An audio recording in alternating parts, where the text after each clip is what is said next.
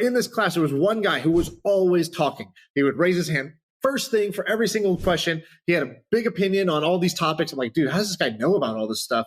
And he was just super into the internet. And at the time, my head labeled this guy as a loser. I was like, wow, this guy's like this overeager student who's like kind of a know-it-all and like kind of sucking up to the teacher. And like, why is he so into this? Wow, what a loser. He spends his nights researching the like pros and cons of net neutrality. Okay, now fast forward. Now that's me. I'm that loser. I was just late to the game. And that guy, Dan, ended up joining Coinbase as one of the early employees. I feel like I can rule the world. I know I could be what I want to. I put my all in it like no days off. On the road, let's travel, never looking back. Abreu, what is your rating of today's episode? I'd go A-. We rambled a lot, but I kind of like that we go into different topics. I mean, we're everywhere. Podgrow, Hacker News stuff, crypto for Hacker News, the origin stories of Product Hunt, 75 Hard, Tony Horton, Shaan pouring his heart out at the end. We got everything in there. What was your top 2 favorite things? I like talking about like the origin story. So Product Hunt, how Ryan kind of hacked his way to growing that. That was kind of cool.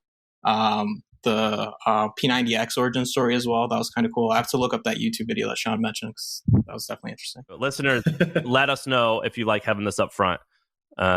Let's get to today's podcast. All right, what's up? What's up? Sorry, I was late. I was sitting here working. It's a podcast, bro. Nobody knows you were late. I'm never the late one. I take pride in that. And I was just literally sitting here working, and I had no idea.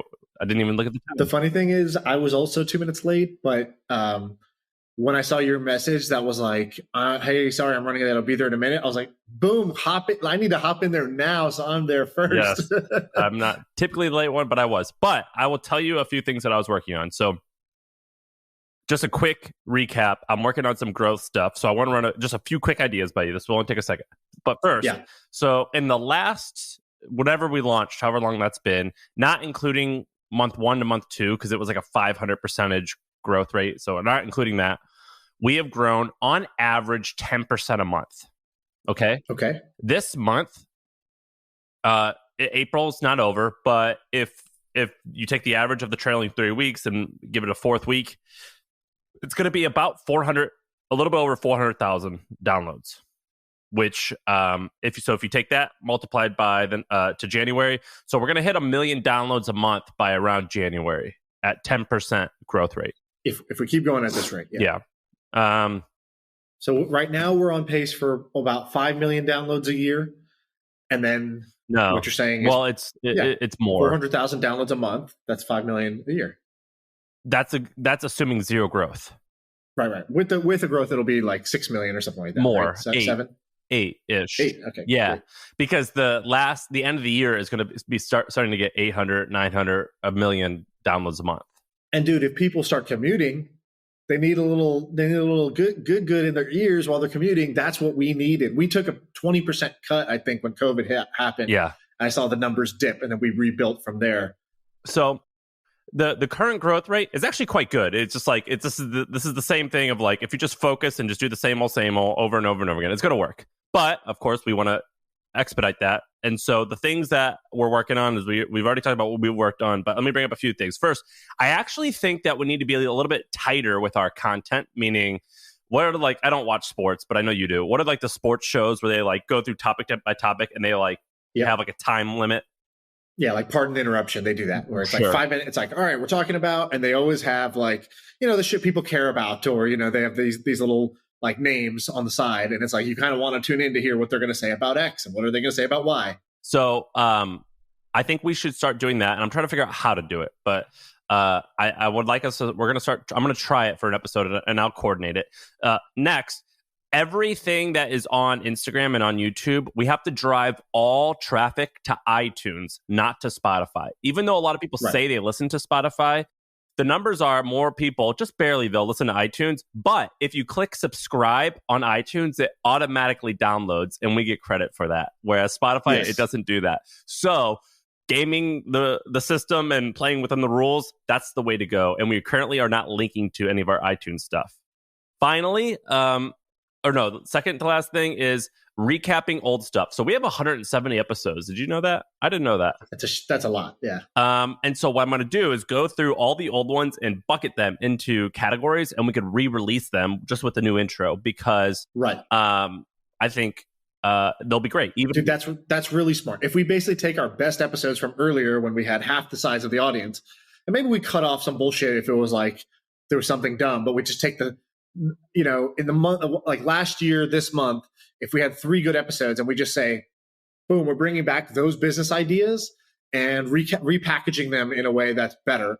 And we sort of re-release our greatest hits. I think that's a good idea. No, that's not what I was thinking. Trims the fat. I think that will work. But what I was thinking of is grouping it. So let's say that in episode 5 and then 34 and then in 8, we there was a religion-based thing, like a church. Right, make a religion composite episode. Yeah. So you do that. And the reason why is so you can create a how-to title, because what I've looked at all the data, anything that's how-to related gets more than more than other stuff. Speaking of which, smart. And this is one of the last things, we can retitle old ones to be more I'll fucking say it, clickbait headlines. And then last but not least, Alex Garcia on my team, who's been going wild on Twitter, is going to join the podcast team a little bit as growth. And then we also are hooking up with HubSpot's. They've got a team an outsourced production company that I want to look into. And they've claimed that if you get a lot of, if you increase the production value significantly, even on shit like this, it increases downloads. I don't believe it, but it's interesting. Right. Well, we're going to throw it all at the wall and we're going to see what happens. Speaking of growth, can I transition to an app that's growing that I want to talk about? Or we can do your rundown of the things we're going to talk about in this episode. So I'm going to talk about some things that are in the fitness space. So this app 75 Hard and how it relates to P90X and a whole bunch of different fitness trends that I've seen. So I'm going to break that down in detail. We're going to talk about HackerNews and basically niche news websites. And you have an opinion on that, and so do I. And then we might talk about MVNOs. I'm not sure if I'll get to it today. Did you have any other ones that you wanted to talk about? And what was your last one? MVNOs. This is when you basically can start your own cell phone carrier company. It's pretty cool. There's a bunch of stuff. I think that actually probably might be a lead for, I think, next one, because that's a pretty big idea. Okay. And I think it's really interesting. And I what I did this week is I actually just researched everything you had, and I have points and counterpoints. And I didn't research that one because it's very interesting. Can we wait for the next one? And but instead, it's deep. It takes a lot. Yeah. Right. And instead go to this Teachable for Devs thing, because I have some intel for that. So I went and got some intel on that. I went and got intel on 75 Hard. And I think the most interesting is the HackerNews stuff. I went and talked to a friend, Andrew, your friend, our friend, who owns a company in the space, and I got all of his numbers. Okay, great. All right, where do you want to start? We can start on any of those topics. HackerNews. Okay, so I was looking at, I saw this tweet from this guy, Dan Romero. And Dan Romero, actually, it's kind of a funny story. I'll just lead in with a personal story. So when I was in college, I don't know, when you were in college, were you trying, what was your strategy? Were you trying to take the hard classes, the easy classes, what you're interested in? Yeah, so if you could so some people do the hard ones, some people do what they're most interested in, and some people like me were just looking for the easy way out. Yeah. And it sounds like you're the same. And so Thank you, Rate My Professor. I used Rate My Professor, and I would find the easiest classes. I would find out what classes the football players and the basketball players got to take, because those are the easy classes. So Rocks for Jocks was the code name for this class. I was like geology, but it was like the easiest fucking class ever. I got into this class. I don't even know how. I was genuinely trying to take an interesting class about sports psychology or sports medicine or something like that. And it turns out this was a class only the female basketball players at Duke were in. So there was 10 students. They were all the female basketball players at Duke. The class never, I looked at the schedule. I was like, oh, there's no classroom. Where do I go? Where do I go for my class? I emailed the teacher. He's like, there's no physical meetings for this course. I don't know how you got into this. Oh my gosh. But he's like, you just need to read this one book. It was the Lance Armstrong book, Lives, whatever his book was called. And at the end of the year, so read that one book, which is like the easiest fucking book to read, by the way. And then at the end of the year, you write a 2-page report on it. And that was the whole class. No, you're kidding me. sorry, Duke. You definitely do the thing that all schools do with education. I get that why it's cool when you're a kid, but also as a kid, and now as an adult who's going to send his kids to college, I'm like, what a waste of money. What a waste bullshit. of money. Dude, I thought I had hit the lottery. I was a D1 athlete in college, and they made me I was a runner, mind you. They made me take gym, and the gym class was aerobic walking. It's like if you got to the classroom, you're done. That's what you do. You show up, and then you go for a walk. It was called aerobic walking, and I was a Division 1 athlete. So anyways, in that process, one class that I took that I was just trying to find an easy class was called like the internet or something like that. And I was like, oh, bingo. I know about that one. Let me go to that one. And at this time, I'm not thinking I'm not who I am today, right? I wasn't thinking about business. I didn't think I was going to go into the tech space. I thought I was going to be a doctor. I was a very average student, like B- student, very lazy. And that's who I was. And so I go to this class, and in this class, I'm basically just there again, because I'm trying to coast to an A in some easy class that's called the internet. It can't be that hard. And it really wasn't that hard. It was a discussion about like internet topics, like net neutrality and stuff like that. And I didn't really give a shit. I just sat there quietly, like doing the crossword puzzle in the like school newspaper, eating Chick-fil-A in this like classroom, hoping the professor never calls on me. But in this class, there was one guy who was always talking. He would raise his hand. First thing for every single question, he had a big opinion on all these topics. I'm like, dude, how does this guy know about all this stuff? And he was just super into the internet. And at the time, my head labeled this guy as a loser. I was like, wow, this guy's like this overeager student who's like kind of a know-it-all and like kind of sucking up to the teacher. And like, why is he so into this? Wow, what a loser. He spends his nights researching the like pros and cons of net neutrality. Okay, now fast forward. Now that's me. I'm that loser. I was just late to the game. And that guy, Dan, ended up joining Coinbase as one of the early employees. And he basically helped Brian Armstrong, the CEO of Coinbase, was kind of like did this tweet storm the day they went public, right? They go public at $100 billion valuation. And he's like talking about the journey. He's like, when we started this, it was such humble beginnings. Nobody knew about the space, blah, blah, blah. He's telling, and then this happened. And then Dan Romero came on board and like helped break us into Europe. And that was a pivotal moment for the company where we became like the only crypto company that was like partnered with banks in Europe. And I was like, oh my God, it's that fucking guy from my classroom. Like, oh, holy shit, he made it. And, I bet this guy, banked tens of millions, if not $100 million plus easily just on Coinbase. And if he owned any Bitcoin along the way, which of course he did, because he joined in 2014. And if you're a believer at that time, you probably grabbed some. So anyways, that's my short story of like, wow, if you're a college student listening to this now, just be the nerd now. Trust me, you're going to want to be that nerd later, and really think through what are you optimizing for, like ease or like learning something, like doing something interesting, meeting cool people. I think we have to send this podcast to Dan. I think you should apologize. I will issue. He doesn't even probably know who I was because again, I was this fucking silent guy eating Chick-fil-A in the back of the class, never said a word. I was just judging him in my head, and I do apologize to Dan for judging him. And clearly, I was wrong, and he's done amazing. Good so, job, anyways, Dan.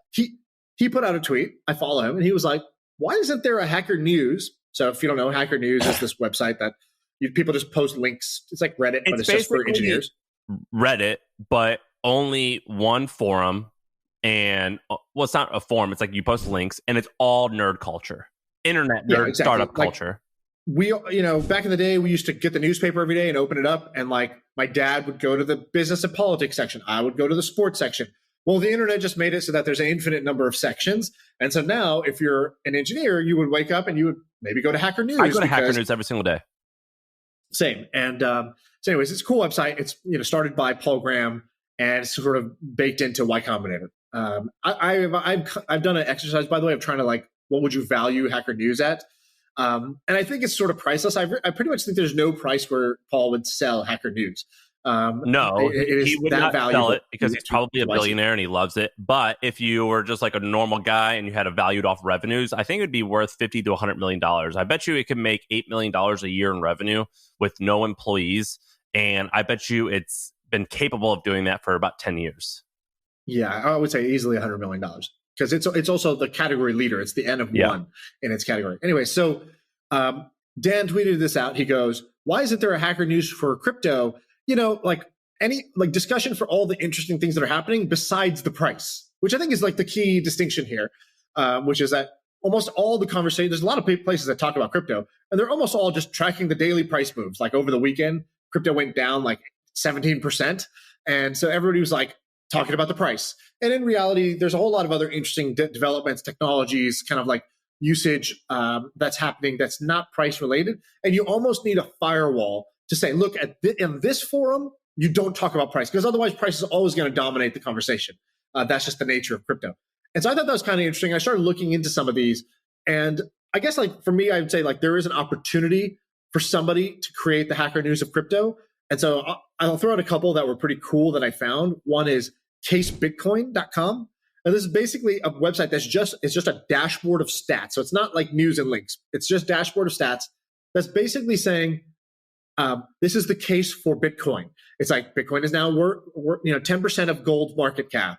Here's the top headlines about pro Bitcoin. It's just a pro Bitcoin dashboard. Do you remember that time that you made Bitcoin headlines because you tweeted that you're putting 20% of your net worth into Bitcoin, and someone wrote like entrepreneur and investor Shaan Puri, and then you didn't? I don't think you did put 20% of your net worth. No, I did. I tweeted I was putting 25%. I ended up putting 20%, and then it grew.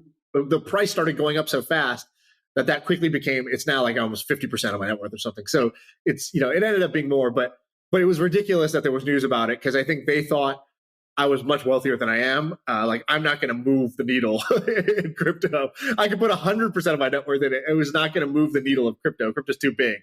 And so that was funny. My college friends texted that news article to me this week, and they were like, "Whoa, what is this? By the way, what have you become?" Yeah, and that was like before you actually got fame. I mean, you're like kind of a big deal now, and that was like pre-big deal. Well, that's part of the strategy of becoming a big deal, was carry yourself like you're a big deal, right? Me announcing how I'm moving my net worth around is sort of like carrying yourself like you're a big deal even before you are, and people start to like. They just accepted my implication that I'm a big deal for tweeting that. Like, I'm just going to start calling like my car, my furniture assets, and just start using words like assets. Right, exactly. I'm doing a liquidation. It's like, no, you're doing a garage sale, bro. Well, we're having a fire sale on some of the assets. Exactly. Not the garage sale. Anyway, so I was looking at some of these websites. CryptoPanic.com is a cool one. Anyway, so there's some of these. Nothing I would say has broken through as like the place where people who care about this long term and they don't want to get caught in the price roller coaster day to day where they go. All right, so I'm going to pause there. That was just the idea. Hey, I think somebody can create this. I think maybe Pomp, or somebody who's like a central figurehead in crypto, similar to Paul Graham, maybe Pomp should be creating the Hacker News for crypto that is specifically not about price. I think that would be a smart move. If I was Pomp, I would consider doing that. But you had some thoughts on these types of businesses, and I think that's where more value will come. So go into that. Yeah, so let's call these aggregators, I guess, because you're not actually creating anything, but you're aggregating. And the hustle is like is a little bit of an aggregator. We create stuff, but we aggregate a lot. So I know a little bit about aggregator businesses, and I think that they're really, really great if you can have them, if you can make them. I was with Ryan, what's his name? Ryan Hoover, the day before he was launching Product Hunt, which is ultimately kind of like an aggregator. And he was telling me about it, and I go, oh, this is really dumb. This is not going to work. I was wrong. It worked out wonderfully. He did a really good job. Financially, it was mildly successful, but it was culturally incredibly successful, and could have been even more successful if he owned it for a long time. But anyway, now I went and talked to Andrew Wilkinson, who's going to be on the podcast actually tomorrow, which I don't know for the people listening when that actually airs, tomorrow, the next day, something like that. He bought this thing called Web Designer News. So it's actually just web design. I think it's just Designer News. Oh, is it just design? Are you sure? I think it's just designernews.com. Yeah, I'm pretty sure it is. Let's see. Oh, yeah. Sorry, not Web Designer. Designer News. Okay, so basically this was a Hacker News thing. It was just for designers. It was literally a clone. Like, it looked almost the same, except for then Hacker News kind of ugly. They just cleaned up the design a little bit, but it's the same idea. Yeah, and it was pretty good when he bought it. And I asked him, how's it going? And he said, it's basically dead. It's done.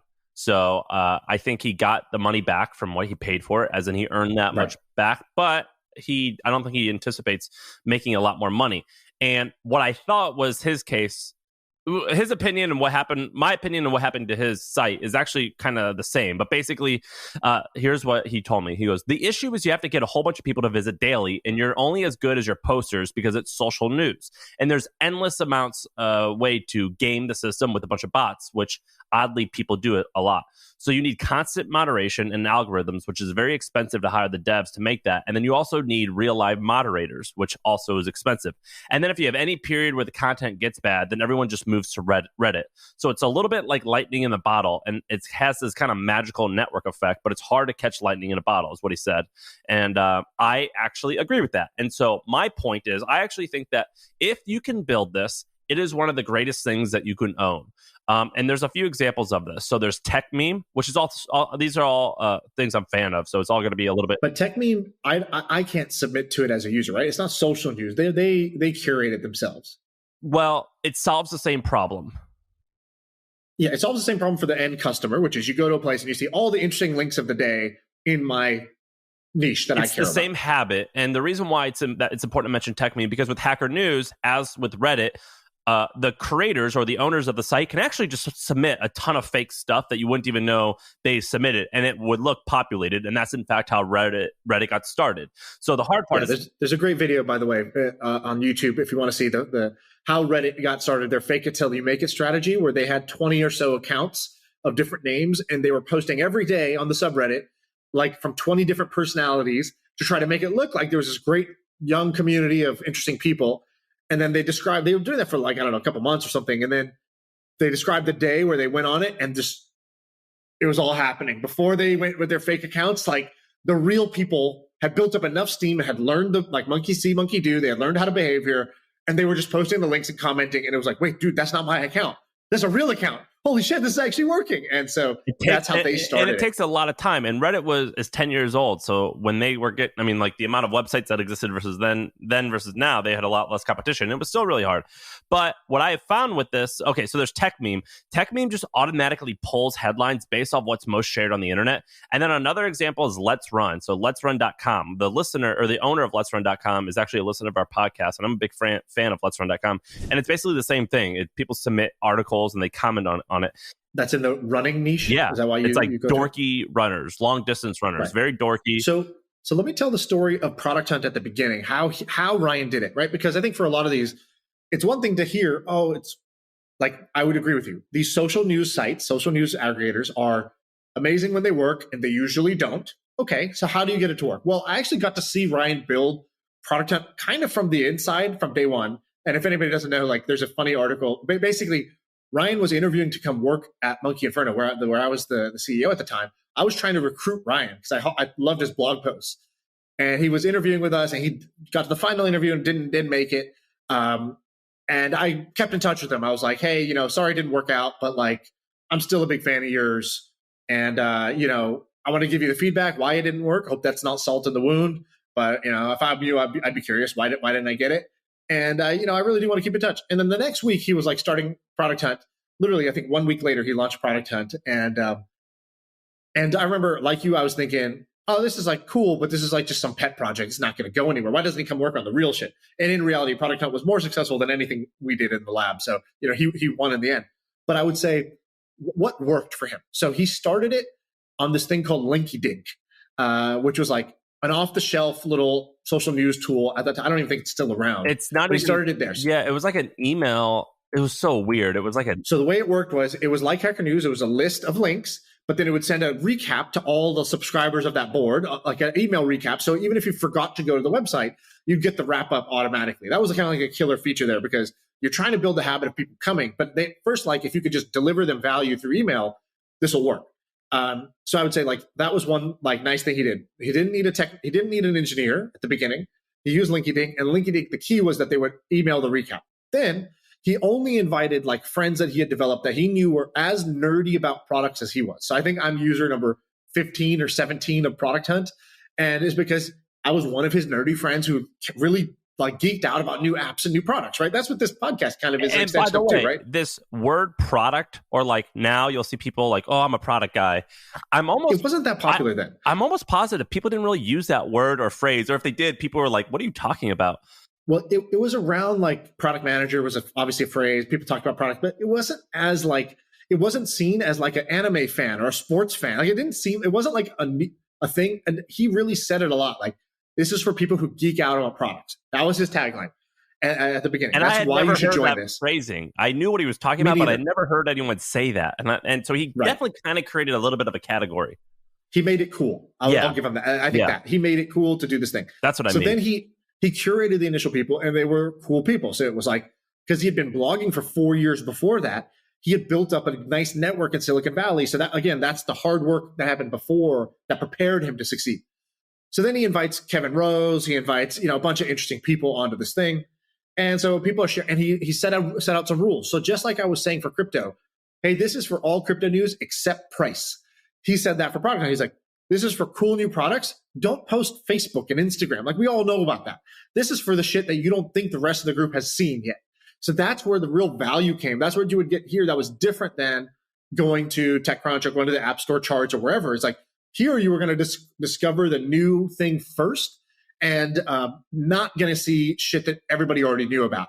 So it kind of made it an insider, like it set the level playing field of like, it's like if you were creating a wine club, you would say like, this is for people who actually know about wines. Don't bring, the $7 yellowtail, wine here.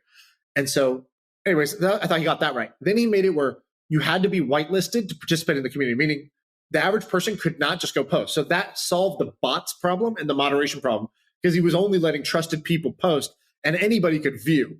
And that had this double effect of it was now exclusive. People wanted to get in. They would beg to get in. They would prove themselves. And if they got in, they would be on their best behavior so they wouldn't get kicked out.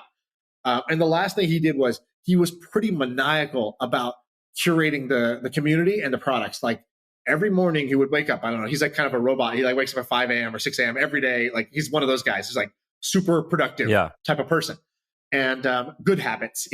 He would go to Phil's coffee shop. He would sit down with his laptop and then he would immediately be scouring Twitter. Anybody who mentioned Product Hunt, he would thank them. Anybody who posted a cool product, he would say, hey, I'd love for you to post this on Product Hunt. He wouldn't do it. He would tell them, hey, this would be really cool if you post a Product Hunt. I just gave you access. And so that built this habit. And he did that every goddamn day for 9 months or something like that before he hired a community manager. And it still probably crushes. I use Product Hunt regularly. I don't actually know the numbers anymore because I'm not sure, but I bet you it's still quite successful and it could potentially be successful for 10 years plus. Right. If you've ever seen somebody build a fire without matches, like I watch Survivor, so that's only, I'm not a camper. I don't know how it works, but on Survivor, this is like one of the mainstays is build a fire. That's how I view building a community. Like when you build a fire on Survivor, it's like first you're gonna like take the flint and you like just gotta you gotta shave the magnesium off the flint. Boom, boom, boom, boom, boom.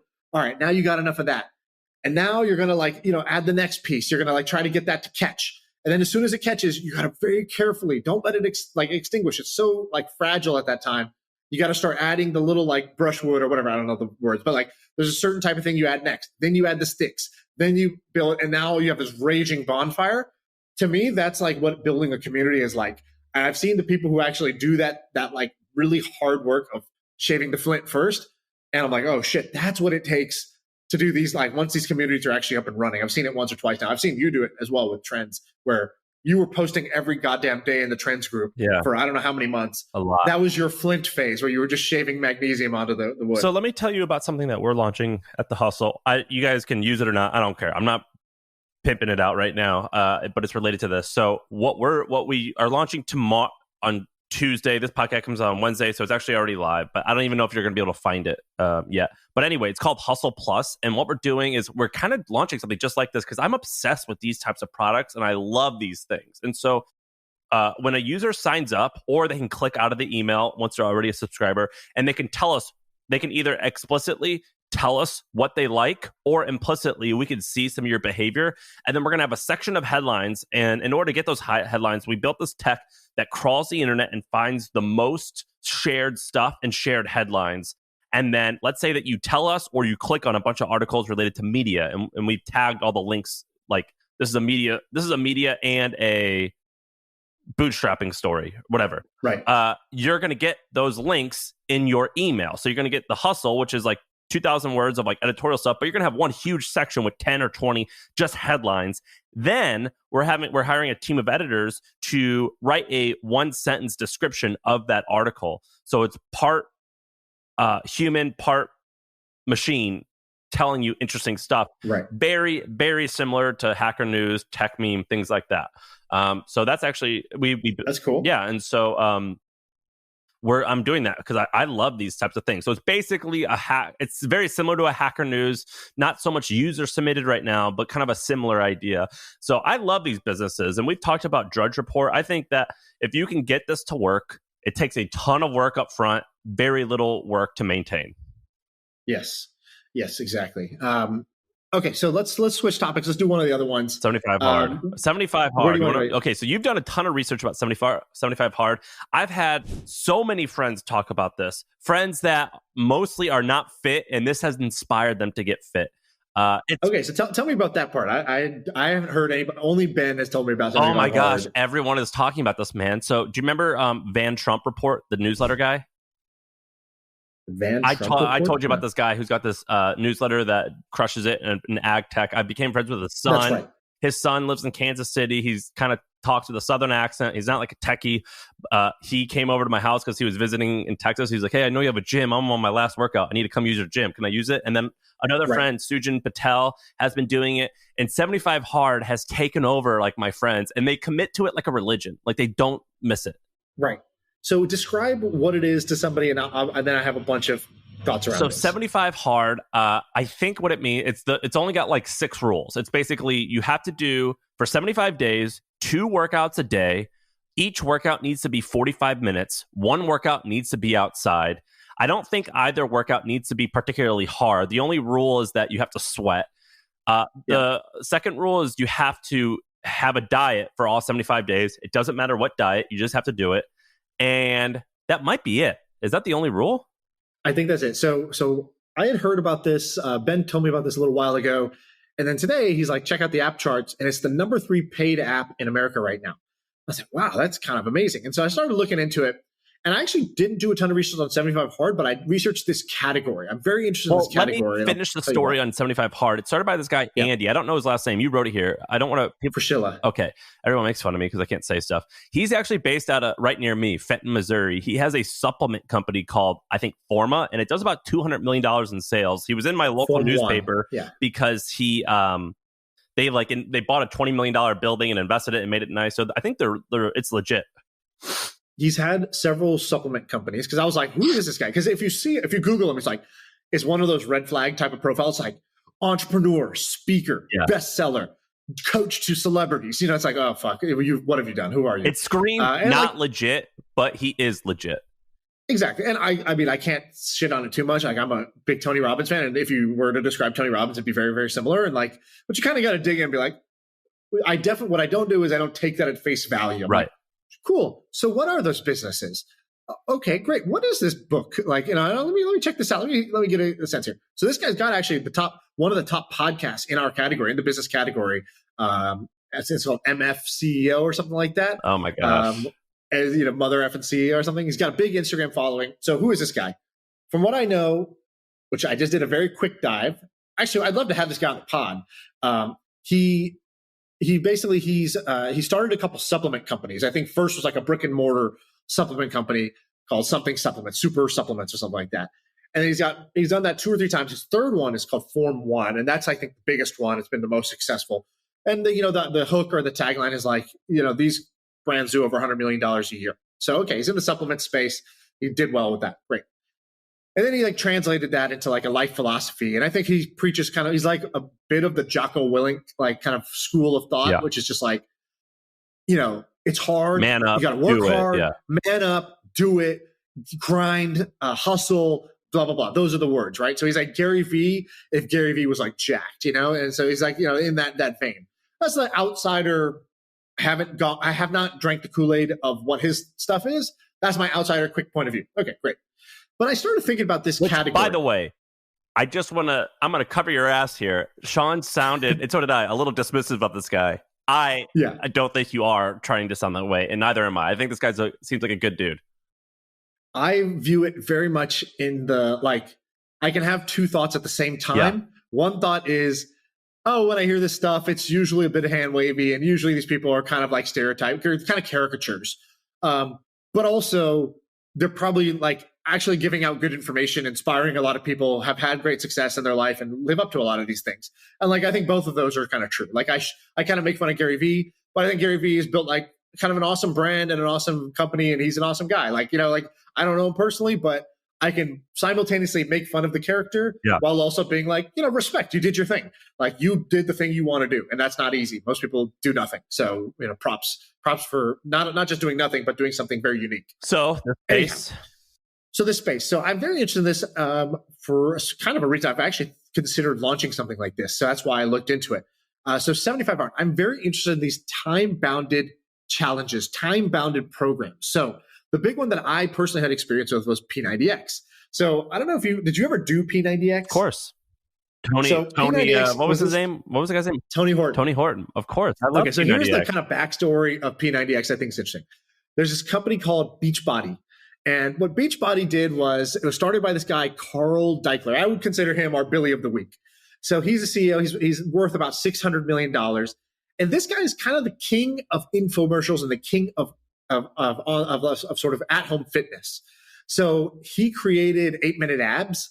You know, he created 8-minute abs, which was like, he was inspired by Buns of Steel. He like loved this like branding of a fitness program.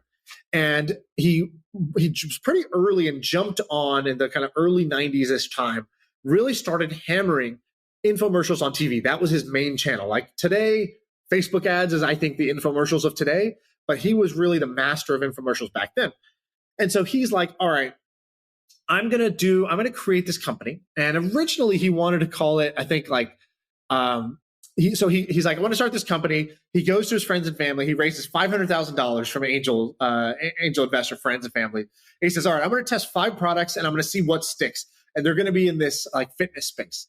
And the whole idea was like, I have this distribution channel, infomercials, and I'm going to create products that are sticky, that help people lose weight, essentially get more fit.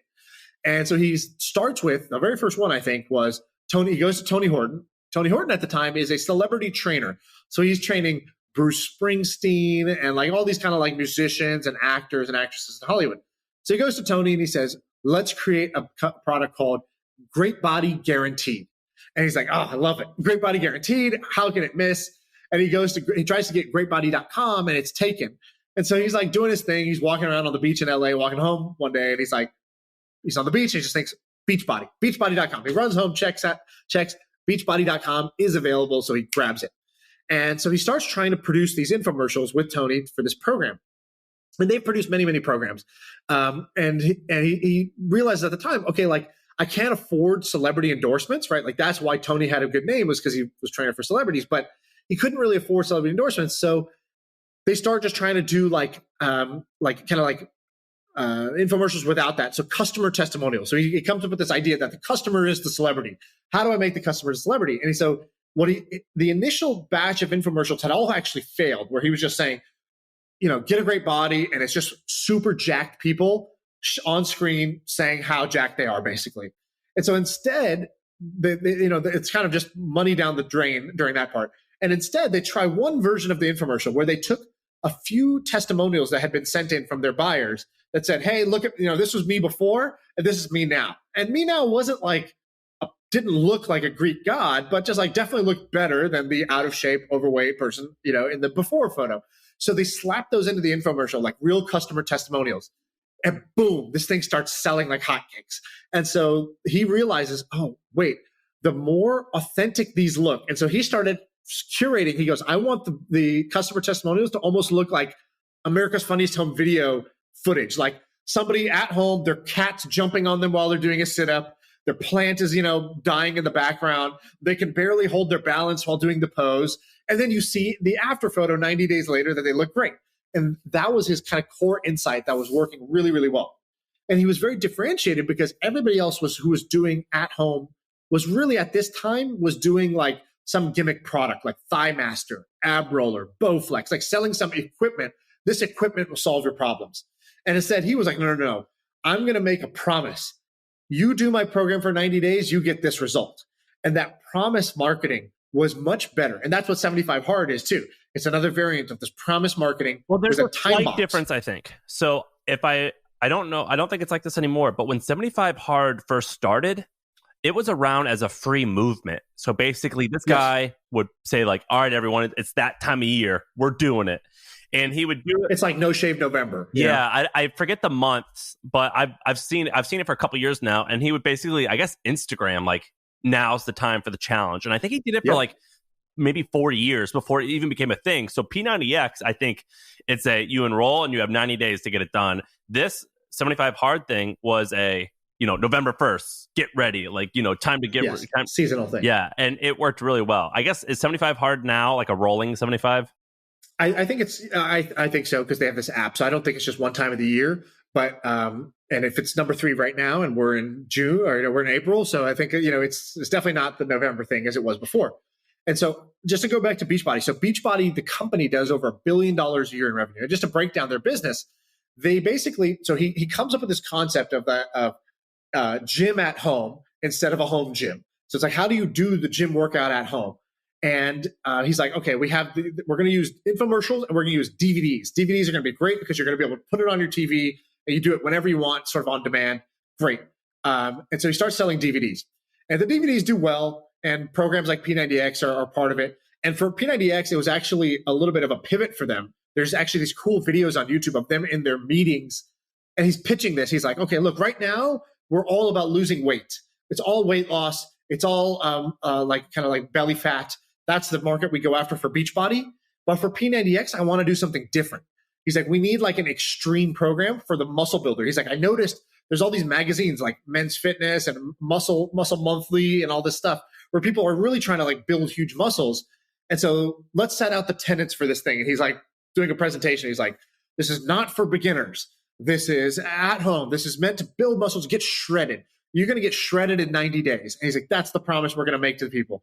And so I like seeing these meetings where people are like coming up with the concept that then, takes over the nation type of thing. And so their model is you have the DVDs, and then he's like, okay, cool. Distribution through infomercials was good, but we've kind of hit our limit there. So then he took a page out of the Amway MLM playbook. And he's like, here's what we'll do. We'll get our most successful customers will become our coaches. We'll teach them how to sell this program for themselves, how to be their own mini Tony Horton. So they go and they build this nationwide network of 400,000 coaches. And then, of course, the coaches can train other coaches and they can keep a share of their revenue, right? Classic MLM, multi-level marketing. Some people call it a pyramid scheme or a Ponzi scheme, but there's a legal way to do this, and he's doing it the legal way. And so the top coaches. Yeah, and I think in his case, I'm reading all about him. It's an MLN, but it's not. I don't find this to be unethical or bad. I mean, it's just he's making customers salespeople for him. So I was once talking to a friend and he was like, dude, we need to create this product and we'll do it. We'll sell it as an MLM. And I was like, dude, MLM, isn't that like a sin? And he's like, why? He's like, it's basically you get your hardcore believers. Do I know this? You arm them with the ability to sell it. You know the friend. Yeah, and I think I know. And I think they love MLMs because an MLM almost bought them. Yeah. And so MLMs inherently are not wrong. Now, exactly. The way he described it, he goes, look, there's a knob. Think about it this way. This is a model just like affiliate marketing or any kind of viral marketing. You basically give people products and let them sell it. It's like there's a knob, though. The knob is like kind of like your evil knob. And you could turn it down to 0. And when you're at 0, you're basically saying, hey, if you're a fan of our product, you can become one of our coaches.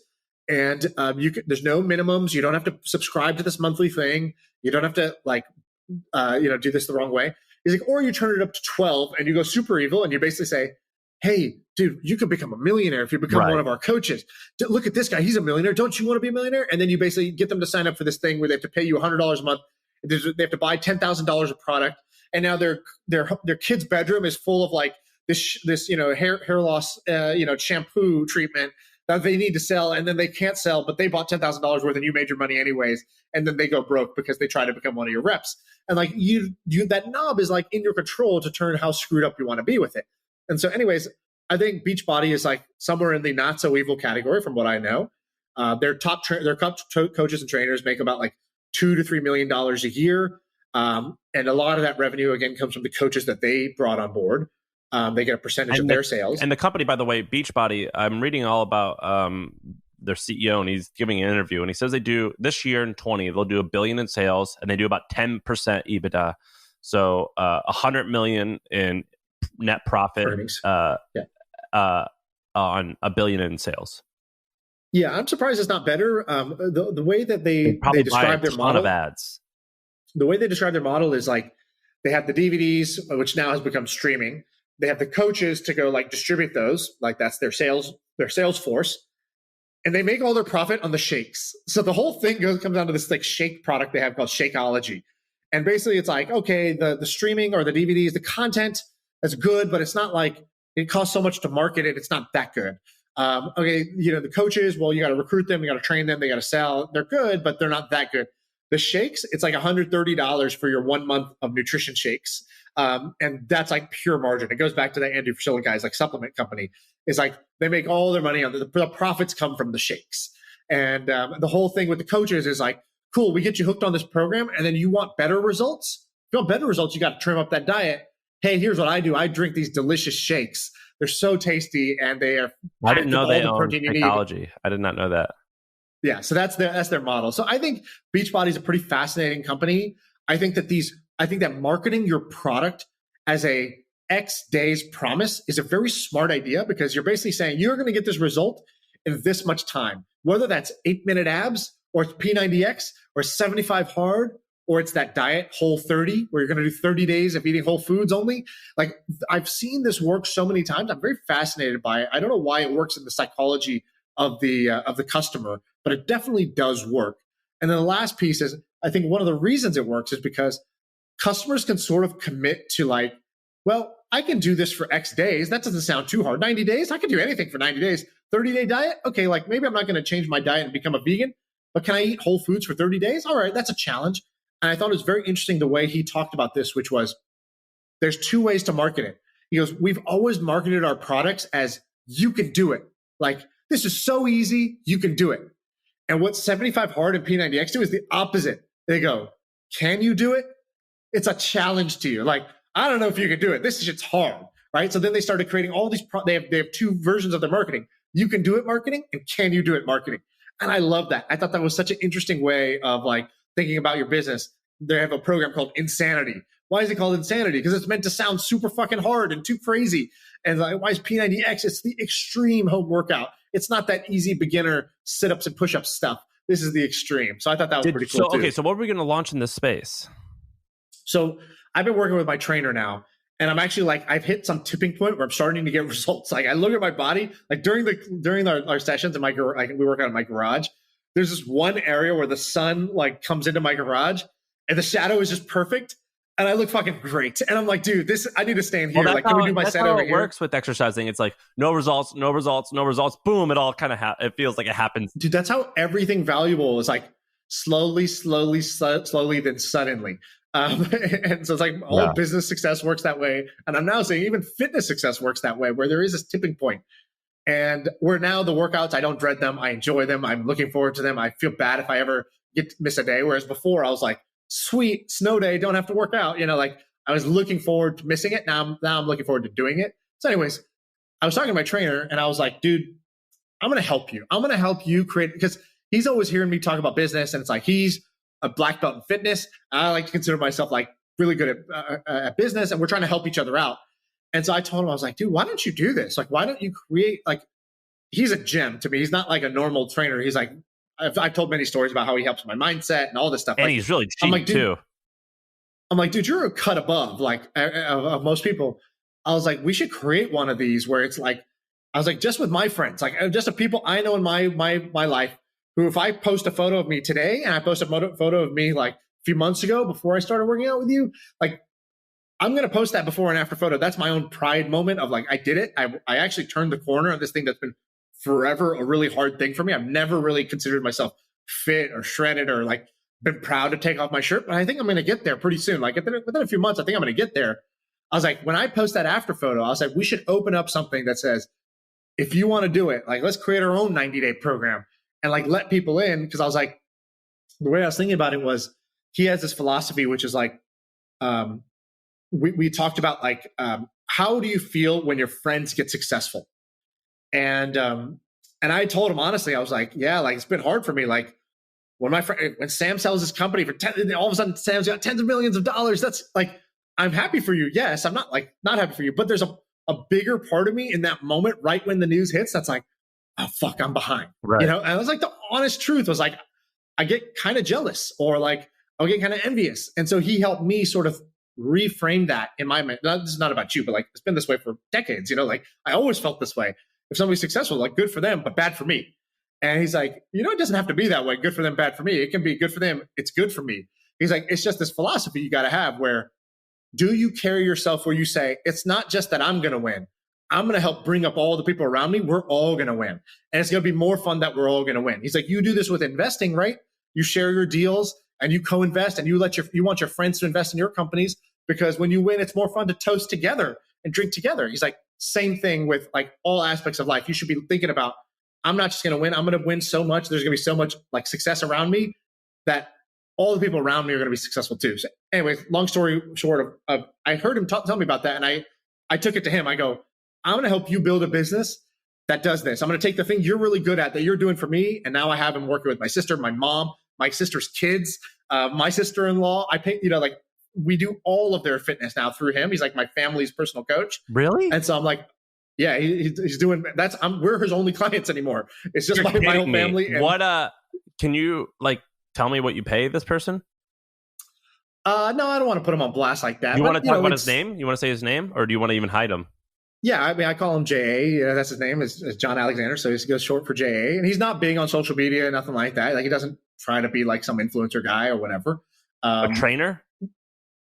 Yeah, he's a trainer. That's what he's been doing. He's been fit his whole life. And he's really good at this. I think see him. A shaved head white guy? No. Oh. I'll send you his Instagram later. But basically, I want to help him be successful. I think we can use one of these I think we can use this model of this P90X or 75 hard. Let people commit to something that's reasonable for them. That's the way I did it with him. I was like, all right, I'm gonna commit. I don't know how good you are, how bad I am. I don't know if I can do this long term, but like I'll commit. I'll give you 30 days to get my ass off this couch. Like I'm sick of this. Get my ass going. 30 days, I will do anything you fucking say. 1 hour a day, I will sweat my ass off. And like that got me hooked. And so I think we're gonna come up with some program like that. We're like months away from actually launching something, but I want to do that because I think I want to share him with more people, and B, I just think this is a cool business model. Why do you do everything you do? Why do you not focus more on one or two things? And I criticize you. I don't criticize you. I challenge you often. Why continually? Why do this, do that, do that, do this? Why not just do one thing and crush it? Because your answer might be, well, because I just want to explore and see everything out there. But it's pretty obvious what you're good at. Which is what? I have a feeling that your rolling fund is going to be wildly successful. I have a feeling that like you pull a lot of the weight on the podcast because you're very good at content. Why do everything instead of just be the best at this? You're this in this little lane. I do think about that. I think I've graduated out of being an operator. I no longer want to operate one entity. The only entity I want to operate is, Shaan Co, my life. And when I think about like what would be the most exciting version of that, how do I marry this part of me that's just super curious and every day, I want to go down the rabbit hole and learn how 75 hard works and not, P90X works, right? Before this podcast, I would do that anyways. I just didn't have an excuse. I didn't have an outlet. I would just do the research, shove it in my head, and then I would go about my job and my life and I would keep running my company, which had nothing to do with fitness, right? This podcast was a cool thing because it gave me an excuse to do more of that thing I'm interested in, I do good at. And now it's a win-win. Now I go down those rabbit holes, I learn those things. I come here, I share the learnings, and cool, we grow our audience, we make money. Step 3, which we're both doing, which is, and then you like, oh, I think this is actually a really good idea. Let's go put money against it. And then I seed a company. And then I basically say, cool, now I'm going to invest my money. I'm going to share my knowledge to an operator who can go start that business. And so this will be my trainer's business. It's not going to be my business, but I will plant the seed with him that, hey, this would be great. And I'll do everything in my power to help you be successful. Meaning I'll give you seed funding. I'll be your customer testimonial. Like that's on me to get make my after picture better than my before picture. And then lastly, like I'll spread the love. I'll spread the word about your thing when the time comes, whenever you're ready. Like I wasn't planning on talking about it today. It's just coincided with us talking about Beachbody. So anyways, I would say like that to me is a more fun life. I basically decided, all right, I want my life to be where I wake up and whatever I'm most curious about, I go do, because I have a way to monetize my own curiosity. I have a way to monetize my own learnings. Okay, so how do that's what I've decided is my thing for the next decade. I'm going to push back there a little bit, because I actually think that your premise might be a little flawed here, which is I'm going to wake up and I'm going to do what I want. No. I'm going to go learn about what I'm most interested in, what I'm most curious about. And I would actually challenge that a little bit, because it's like, you're kind of implying that each day you're going to do a new thing. And not necessarily like for crypto, like I've spent months in crypto, right? Because, years of curiosity, but then like months of pretty hardcore curiosity around that. I think that's good. And it's become like a bigger part of my portfolio of time and money. And so same thing with e-commerce. I got more interested in e-commerce, right? Same thing with live streaming. For many years, it was all about live streaming. So these don't have to be every day it's a new topic. I think that would be a bit extreme. But with the podcast, we do 2 of these a week. We talk about 3 different topics each time. We're by no means experts at any of those. It's like very kind of like off the cuff type of conversation and research. But I think it's like, the way I think about it is like Tim Ferriss has done this. If I've seen anybody do it, I think that Tim Ferriss has done this, where he's very curious about certain things that he wants to go learn. So then he goes and talks to people in that space. He does experiments on himself. He reads books about that topic. He reads research papers about the topic. And then he packages it up into something that's sellable sometimes. And sometimes it's not sellable. And it's just for him. It's just for his own curiosity. I think I could do that. I think I can create the new business model of being Tim Ferriss. So that would be, what's my one thing? I think it's that. But to the outside, it looks like a lot of variety. And to me, that's good. I'm not trying to criticize you here. I'm just trying to bring in a different perspective. Because I was thinking about, I know this guy who's like getting something off the ground, and I see him constantly talking about like side projects, day trading, Bitcoin, yada, yada, yada. And this business is related to something totally separate. And I'm like, what are you doing, dude? Just like lock yourself in the room. Don't do anything except for like be with your family, exercise, and like work on your thing. Because like it seems almost not impossible. Some are really good at it, but for most, it seems almost impossible to create anything meaningful without a maniacal amount of focus, at least early on, for an extended period of time, more likely than not, though. I think that's true. And it would be definitely true if I said, I'm going to go start a company, I'm going to raise a bunch of money, and this is going to be, I'm going to make this huge company. I'm not doing that. That's not my thing right now. So like when I was doing that, I didn't have a podcast. I didn't have a fund. I didn't have a blog. I didn't have a girlfriend. I didn't have many things. I sacrificed on many of those because I was all in, sleeping at the office 200 days a year. I just know that that's not what this next phase looks like for me. I could do that again. I don't really want to. And so I'm trying to see, is there a better model for me that is more, that feels effortless to me? That always felt like a lot of effort. And I think that there is a version of life that it doesn't have to be so hard. I think it can be speedy and easy. I think it can be effortless if you're doing the thing you really enjoy doing. I agree with that on a day-to-day basis. I wouldn't use the word effortless, but it's rewarding. Like when you play, do you feel like you're working hard? No. Like I can go play basketball. I can be really tired by the end of it. I mean, fatigue because I've played basketball for 3 hours. But at no point in it would I feel like I'm having to like do something I don't want to be doing. Well, I actually disagree with that. I mean, if you want to use that play thing, like I love to exercise, but I don't always want to go do it. But I'm always happy that I did do it. And like, I don't want to do it. Because to me, working out is not like play. Play is a really specific word. Play is like, I could be tired from my job and I'll come home and I can play video games. And video games take actually like, focus, hand-eye coordination, strategy, talking to your teammates, all that stuff. But because it's fun, it doesn't feel like work to me, right? And so I'm interested in play now. I'm not interested in hard work. So where do we go from here? I think we might wrap it. It's been a little, we went on kind of tangents there.